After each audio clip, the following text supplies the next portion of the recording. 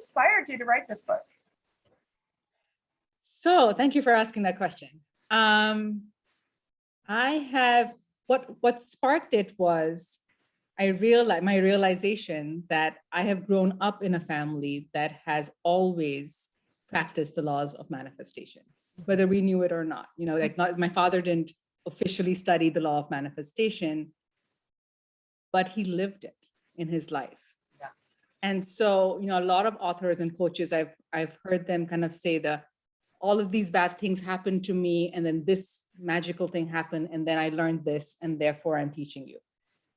And I never resonated with that because I felt like I didn't have the before and the after. And I realized that's the blessing, that you've always had this. You've always had the right understanding. You've always had great examples and great mentors.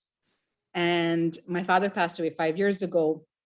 So in January was his 5-year anniversary. And that was that was the inspiration. I want to write a book that expounds everything he taught me, which is what brought my love for this subject in the first place. And then it's a 3-generational book because it's also talking about how I've tried, at least, to share these principles with my daughter. And she shares in the book her experiences of living these principles. I love that. I love that you included your daughter in that, because as you know, I'm talking to moms of teens and young adults. Yeah. So I love that you showed that perspective of a teen about to, emerge as a young adult, that kind of showed her experience of learning this, because I have the opposite story, I heard all the limiting money beliefs. I saw it lived out in my life, and I had to learn how to unbelieve those things and then believe new things, Exactly. And that's the reason why I added that section. I've added 2 sections in the book, which are unique. One is my tips to parents and caregivers, or, for children or young people in your lives. It doesn't have to be your children, but to share these principles with them and live them so that they don't have the blocks in the first place, so that they can have a clean start and an abundance mindset from the very beginning. So how do you, and the only way, as you know, for parents and caregivers to do this is to live it themselves. You can't teach something that you're not doing yourself, right? So it's really my way of kind of sharing my tips with the parents so that they can do the same for their children.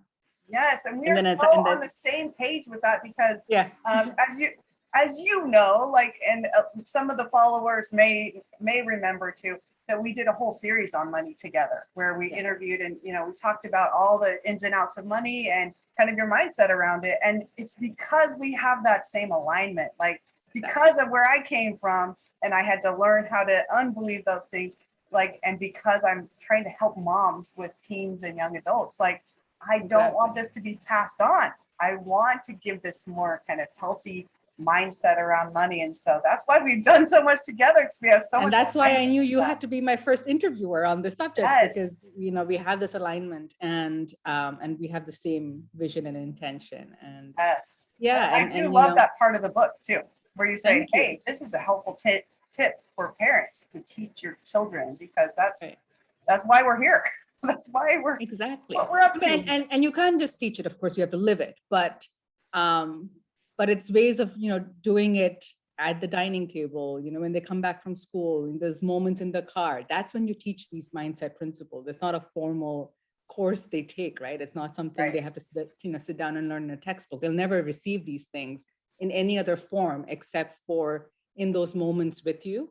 And so when you're in tune to the right mindset, you naturally give it. And then I also feel like it's such a great incentive for parents, be like, just like you're saying, I didn't have that, but I don't have to pass that on. I can pass on something different to my child.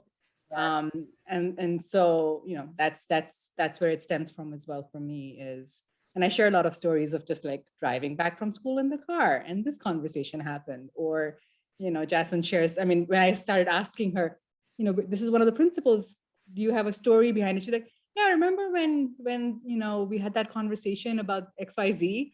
That's when that's when I understood that. And I was like, that's so cool that happened. That's what I love about those moments is it's not hard. Like you're just talking about, we're in the car, we're at the dining table, we're just having a conversation. And that's where you're teaching these principles. And you don't have to have a formal, like, like you're right. They're not going to learn it in formal education, but it doesn't have to be formal at your house either.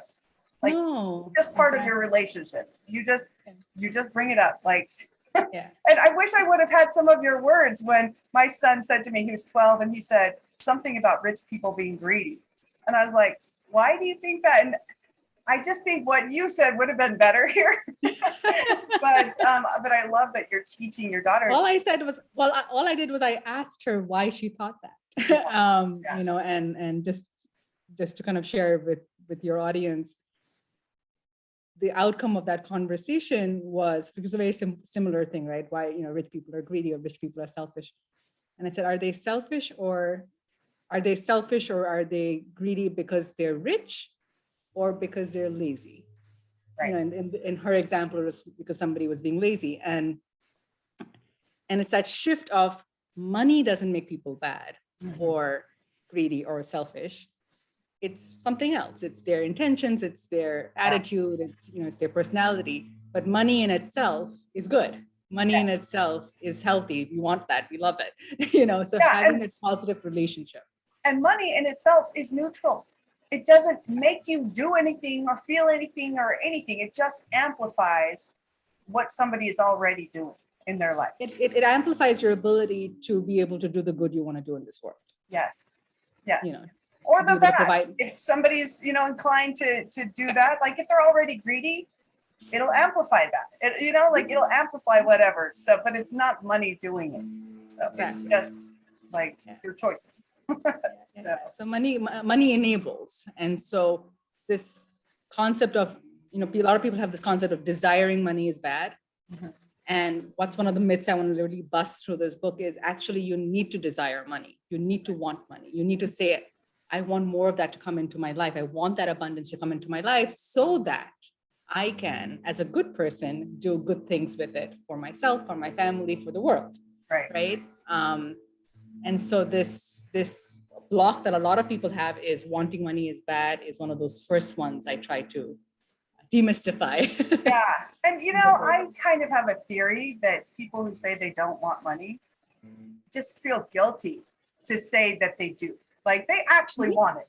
They're like, who doesn't want money? Because that's how you live. That's how you, have any sort of comfort in your life and security. So I think that people want money. They just feel guilty to say, yes, I want that.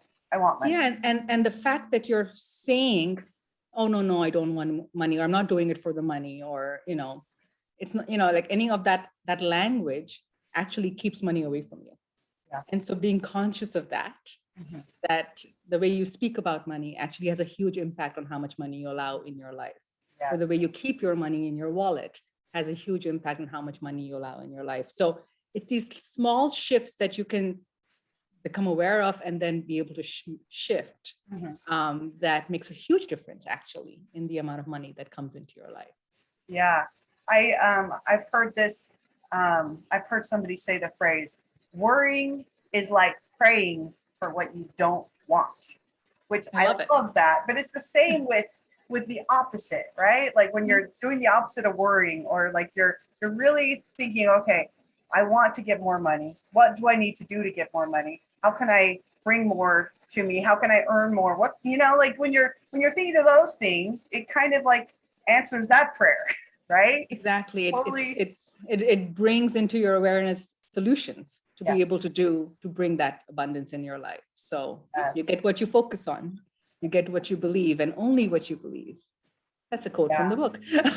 Yes. Well, and it's scientifically proven, right? Like your subconscious will not let anything in that it's not familiar with, like it's standing guard. And it's like, if this doesn't look normal to me, it's out. So money has to like seem normal to your subconscious brain. And you have to do a little bit of work around that, Yeah. And it has to happen here first. A lot of people feel like once I have the money, once I am rich, then I'll feel rich. Right. And it's actually the opposite. You have to feel rich and you have to, in your head already be there in order to manifest it in your life. Yes. all of the successful people in this world had a dream of something that they did not have in that current moment. Mm-hmm. They had a moment when they did not have it, then they had it. Right. And if they had it because it happened here first. Yes. Of course, there's some people who are born rich, but 99% of the people in this world were not. Mm-hmm. And so, or 99% of the rich people in this world were not born rich. So there's a formula they have used. Mm-hmm. That's what I'm trying to share. Yes. Yeah, for some reason it reminds me of this. I love Harry Potter. I bring it up as an example regularly. So in Harry Potter number 5, like he's training his friends in school how to fight, you know? And he said, think about it. Every great wizard started off as what we are now, just students. And like everyone starts somewhere, but they were taking action, right? They believed they could do it and they were taking action. And that's what enabled them to do it. So well, most of those spells needed you to believe, right? That's what I loved about Harry Potter. Like it kept coming back to love and belief. And those are two of and gratitude maybe are the 3 ingredients you need to be able to be successful. So yes. He knew what she was talking about, that J.K. Rowling. That's true. That's true. So do you want to give us look where it brought her. Exactly. A lot of people really resonated with that. Yeah. So do you want to give us a few of the key takeaways? Maybe one takeaway from each of the 4 parts, or just some of your key takeaways from the book? Sure, yeah. So let me show the book first. So this is Manifest Your Life of Greatness. It's 15 abundance mindset principles to transform your relationship with money. Mm-hmm. And what I do in this book is I share a principle, and then I share questions, leading questions on, how does this manifest in your life? Do you recognize this as something that you either do or don't do? And then I share a lot of stories from my father and my relationship growing up. He was the one who taught me most of these principles through his example. I share stories about me and my children and how that relationship has built. So all of the book is really coming from having lived it. So it's not a theoretical book. It really is an experiential book. Mm-hmm. And then what I also offer in the book is a little code that you can scan and enter into a video, mm-hmm. Which gives you an experience of that principle. So we'll do a visualization, or we'll do a meditation, or we'll do even a practical exercise, writing down exercise, contemplating exercise of how does this manifest in my life and how do I release it? So that's the point of the book. Smart. Thank you. I love that it's so interactive like that. Like people are like, this makes sense to me. I want to learn more about it, and they can just scan the code and just go watch a video with you. Yeah, because the thing is, because I started my work offering workshops on this, and a lot of this work is experiential in nature. It's not theoretical. You have to do it. You have to experience it. You have to, recognize it in your life, the block, but also release it, right? It's not just about recognition. I mean, that's the first step. You have to recognize it. But after that, it's to be able to release it. And the release can come through questions, but really it comes through doing the work. And so that's why I wanted to offer this kind of video, workbook way of really helping people go even deeper. Mm-hmm. So each principle has a video attached to it so that you can go deeper into it. And then, as we mentioned, it has tips for parents and caregivers. If you have a young person in your life that you would like to pass this gift on to, it's called Giving the Gift of an Abundance Mindset. And so, it really is, right? It really is. It really is. I mean, that's why this book is written, is because the gift my father gave me and the gift I want to give to my children. And so it's an intergenerational book. And I love that, because that's my whole, when I started in this, it was I'll just tell you a quick version of this. I was 18 years old. I was in college, and I was assigned to do this this thing where we had to map out.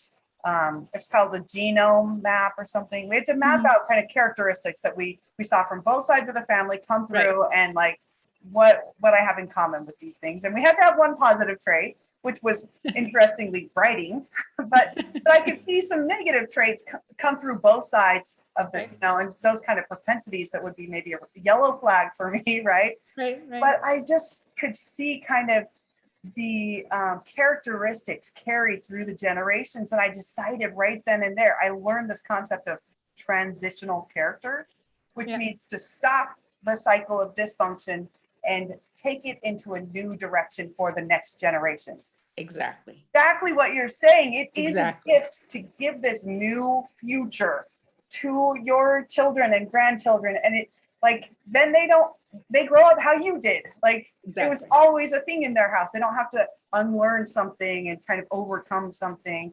So it really is a gift. Yes. It really is. I mean, and of course, when it's not about perfection, but it's about, again, it's really the mindset. It's like, how do I want to think about this differently?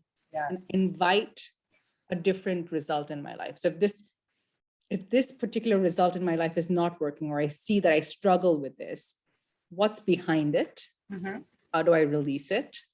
And how do I not continue it into my life or my children, or or the young people in my lives? I mean, this is for teachers, this is for grandparents, this is for, anybody who has children, young people in their lives or not. I mean, it's really also just, first and foremost for you, but it's really to be able to stop that pattern for yourself. And affirmations are a great support through that process. And so each principle also has an affirmation alongside it. Yes. I know. I love affirmations. I love them. I feel so happy when I read or say or hear them. But I know some people are like, affirmations, you can't just solve things with affirmations. And I just want to dare you to try, right? Like, if you think this is just silly, you can't just think positive thoughts, just try it. I'm reading right now, Homeless to Billionaire. And this guy, homeless on the beach, reading a book, he was like, this is so dumb. I'm going to prove this wrong right now. And so he said, I'm going to do every single thing in this book. And he did. He's like, I'm going to prove it wrong. But he proved it right. He proved it right. Exactly. So what do you have to lose, right? What do you have to lose? You can say an affirmation. And sometimes at the beginning, there's resistance to it. That's because your subconscious is like, this doesn't feel familiar. Your brain starts to freak out. But the more you repeat it, the more it becomes normal for your brain. And then it just feels like a memory after a while. So just try it. Just prove it, But the science behind it also is, because a lot of people need the science, right? Yes. The science behind it is think about, what are your beliefs? Mm-hmm. There are things that have been repeated to you over and over and over again by your parents, by your teachers, by society, by people on TV. Money. A lot of them about money. Money doesn't grow on trees. That's a belief so many people have. Because you have to work really hard to make money. That's another one, right? Yes. Same thing as money doesn't grow on trees. It's not your fault if you have these beliefs, because they're ingrained in your family, in society, in movies, in books, everything, Exactly. And so you've repeated it, and then your parents stopped telling you that because you left the house, but then you repeated them to yourself. Yes. And then you repeat them to your children. And so it's your belief, and it's repeated and repeated. And so that's how that groove has formed, and it's become a strong belief. So the affirmations is literally doing the same thing. Mm-hmm. It's just in the opposite direction. Yes. It's recording over that belief, right? Yes. Money comes to me easily. Money comes to me easily through multiple sources. I have a great relationship with money. Money is my friend. And the more you're saying this, and you're visualizing how that feels, and you're feeling in your body how that feels, and you live in that, the more you live in that, the more you are in tune with that vibration of abundance. Mm-hmm. You attract more of that into your life, because now you are expecting a different outcome. Yes. And the more stressful it becomes to not have that outcome. The more you repeat it, it becomes stressful to not have that be true in your life. So you've got to make it true. Exactly. But you also invite resources and ideas and people into your life. And that's the magical piece of this. Mm-hmm. There is, I don't want to say the word magic, but there's something mystical about how that starts coming your way when you believe it or you expect it. Yeah. Because you believe the end of the month is always going to be a struggle, you experience that every month. Right. And so if you were to believe something completely different, that becomes your experience as well. Yeah. And so and as you're saying, try it. My personal theory about that is I'm a Christian and I actually believe it's a gift of God. Like it is like you're praying for it all the time and he's like answering your prayer. That's what I believe it means when it comes to you, you know, that magical, mystical thing. Like that's what I believe it is. I believe it's God answering my prayers, you know, because it's obvious that's what I want. That's what I'm focusing on. That's what I'm working toward. So yeah, that's my take on it. Yeah, I mean, I have a very similar take in that when you are praying, if you make the adjustment from please give me, I want, I don't have, I suffer, therefore, like it's, and you make that switch into thank you for, thank you for all the blessings that are here. Thank you for all the blessings that are coming. Thank you for all the wealth, the abundance that is coming. And you make that little switch. You see how the language has an expectation that something's going to happen. Yes. And that switch is all you need. Yeah. To have more abundance come your way. So yes, I speak faith, of, right? It's like it's totally faith. In a Christian sense, it's faith. Totally. And I share a lot of stories from mystical paths, including from the Hindu traditions, which I grew up in, which share these, they all have the same teachings in the end. I really believe that. And I share the stories I grew up listening to, and how now in my adult life, I can see, oh, it's the same thing. It's not just a fable. It actually is, something that happens in real life. So, and I found them really interesting. And I think you're right. They it all kind of started in the same place in the beginning of time. It all kind of started in the same place. And then it just kind of branched out into different, but similar ways. Right. So yeah, I thought those were really interesting. Thank you. I'm glad. Because I've never heard of them before, I've been an American my whole life and, and a Christian my whole life too. So I've had the blessing of growing up in so many different continents and in so many different cultures. Both my parents also were not, I didn't grow up in a Hindu household, actually. My father is Persian, my mother is Muslim. We followed a path that was more Hindu. I grew up partly there, partly here. So I come with a lot of different backgrounds, which has actually made me look at life with a unique perspective, I feel. And that is what I try and share in the book as well, that it's not really religion based at all, actually. It really is spiritually based. Yeah. Yeah. Well, if you could give your top 3 takeaways from the book, what would you think? All right, so I'll do 4 because it's I've divided the book into 4 parts. Okay. And so the first part is make money your friend. And so in that section, we talk about how money is not your friend, or how money could, how to identify ways that you actually do not befriend money, or you almost push money away. And a big part of it is the desire for money. A lot of people don't want to have the desire for money or shun that desire. So, talking through that, how you keep your money, how you speak about your money, all of that. And really, when you make those shifts, you can see more abundance, or you can see how you're inviting more abundance into your life. So the first section is about making friends with money and wanting money in your life. Yes. The second is about knowing your own worth. And so you'll only get what you believe you deserve, or what you believe is rightfully yours, or you should receive. It's in some ways the hardest part for people. Say that again? In some ways, that's the hardest part for people. It is. So your own self-worth.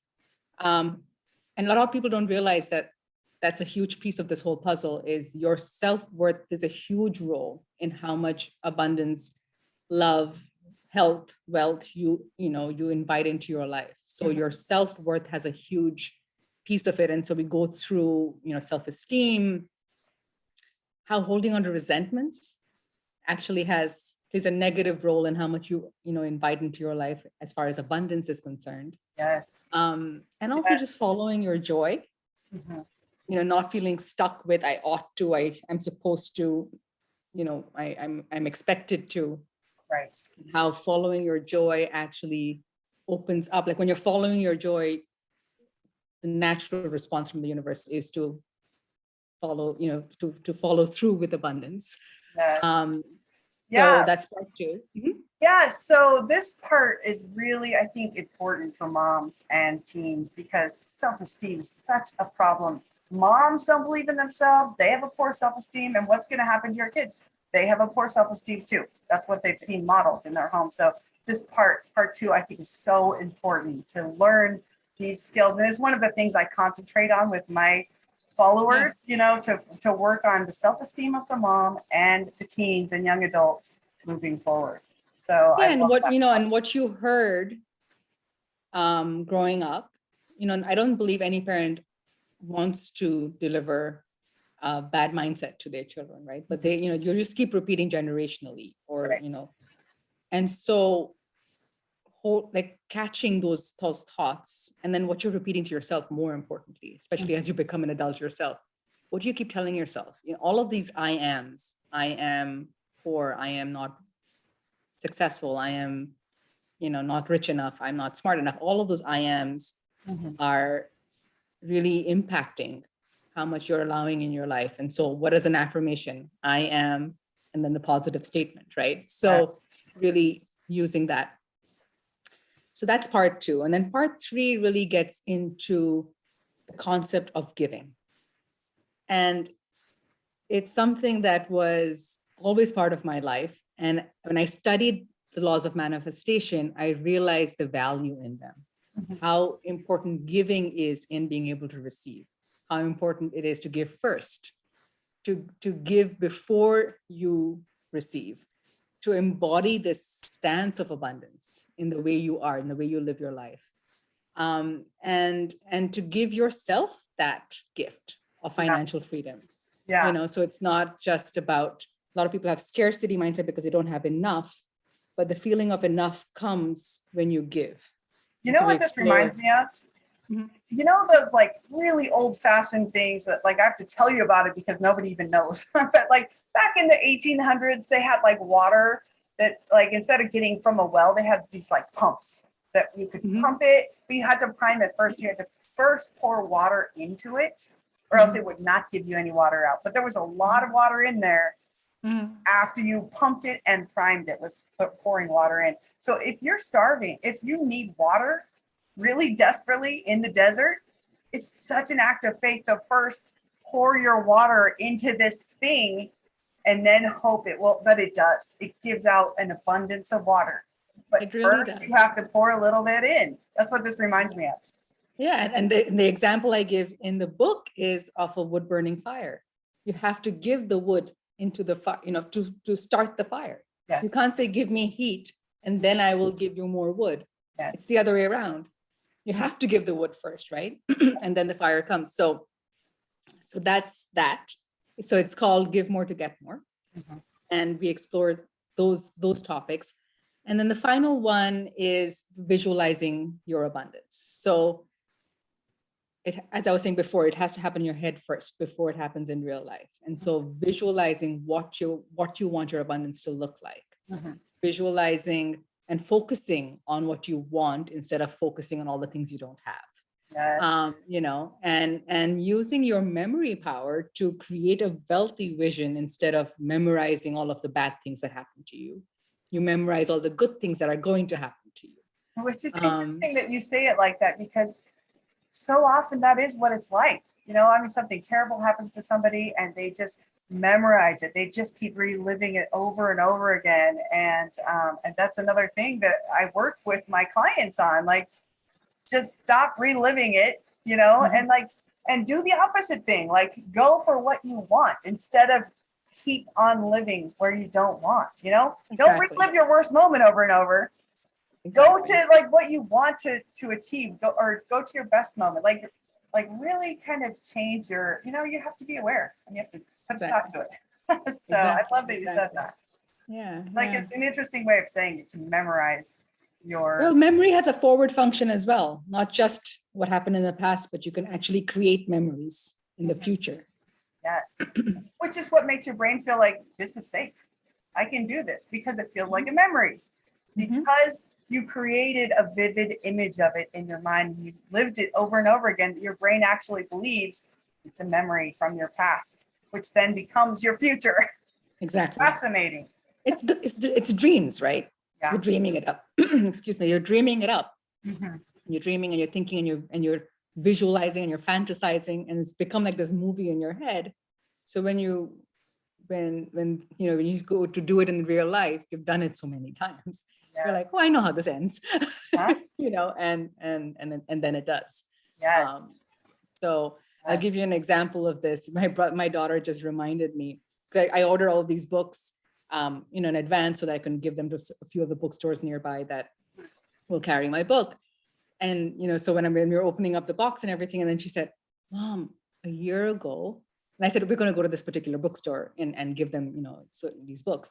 And she goes, I remember a year ago you said, a year from now, my book is going to be on this shelf. And she said, and now it's going to happen. I'm like, yes, it is. Yes. I do know that when I go to the bookstore tomorrow, they will put it up. And so it's something I had lived already and spoken already a year ago. Yes. When this book wasn't even written, and now it's manifesting. So it's a prime example of what I just said. I love that. Congratulations. That's so exciting that you have your book out. I think it's great. I love all the principles. I love how you divided it into 4 parts. I especially love how you're like, here's some tips for teaching it to teens. And also that you got a teenage perspective in there. Like this could actually be like also subtitled A Guide for Parents and Teens. I love that. Yeah. No, I mean, that's like the joy of writing this book came from that. When I was sitting down with Jasmine, my daughter, and saying, how has this been alive for you? This is what this chapter is about. How has it been alive for you? And working on her and on writing her little pieces.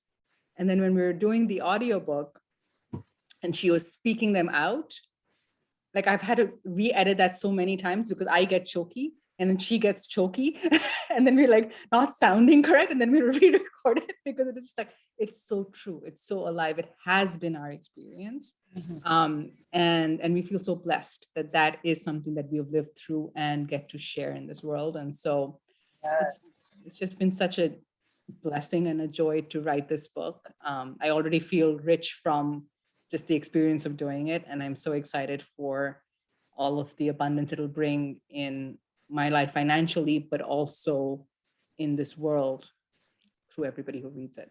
Yes. And all the parents who will read it. So. Yes. Well, I wish I could get my copy autographed, but I'm definitely going to have a Kindle copy. So. Awesome. I'll send you an autographed copy. Okay. Thank you. Okay, so how can my followers find the book if they're looking for it? It's on Amazon. So you just type in Manifest Your Life of Greatness and you will see this in 3 different versions. It's a paperback, it's an ebook, it's in audio book format as well. And please go ahead and order your copy. And I should say for the first 3 days, so it releases on April 2nd. And for the first 3 days, it's the prices are on a promotion. So it's going to be at a much more discounted price for the first 3 days. And then it goes to regular price. So try and get your hurry copies. And get it the first 3 days. Hurry and get it. Yes, and I highly recommend it. I really enjoyed reading it. So thank you. Yeah, I highly recommend it. Go ahead and go get it. Thank you so much. All right. Thank you, Pari. Thank you, my dear. Let's speak again soon. Yes.